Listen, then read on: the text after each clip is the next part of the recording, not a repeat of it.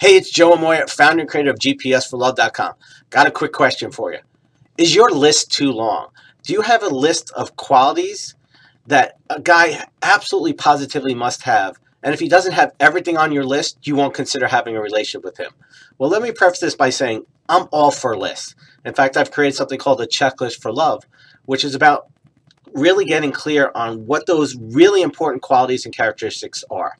But there's a difference between having a checklist for love versus having a laundry list.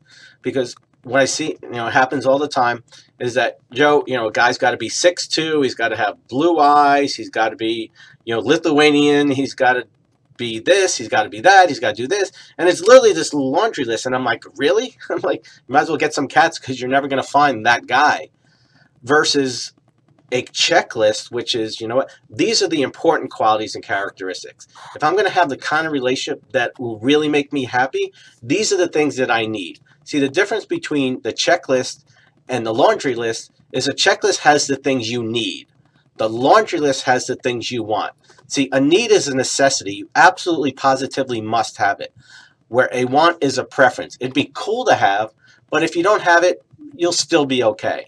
And that's one of the ways you differentiate. So I'm all for having lists, but you got to get clear. Make sure everything on your list is a need and not a preference. And when you do that, you give yourself a much greater chance of having the relationship that you really desire and deserve. So I want to hear from you. Do you have a list?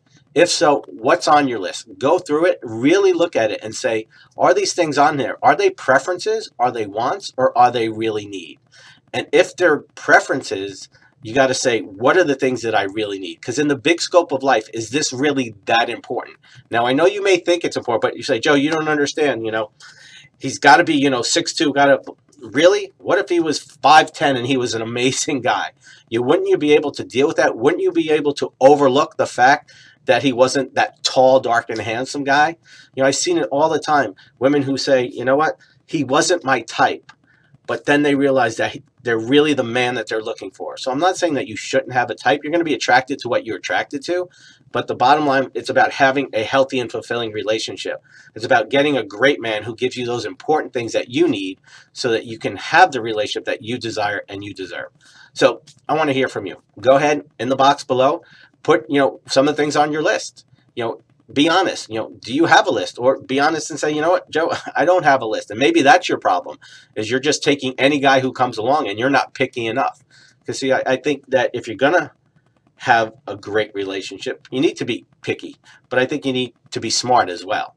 And there's a difference between being too picky and not being smart. And that's really what you want to do, is you want to get clear and say you want to be smart, knowing that going forward, you want to pick the right guy for the right reasons. So go ahead, put your questions, comments, and feedback in the box below. I'll see you next time. As always, honor, privilege, much love.